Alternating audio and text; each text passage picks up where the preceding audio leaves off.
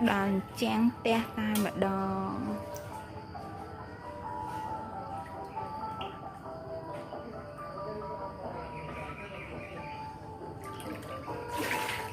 ឆ្នាំនេះកុំសត់ណាស់លិចតែរកឆ្នាំអត់ដែរចឹងទេទៅតែជាឆ្នាំទី1លើកទី1ឆ្នាំ2020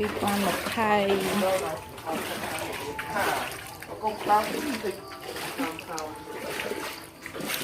ប្រំមើលនេះដល់ហើយដល់បើអត់នេះលេចបើ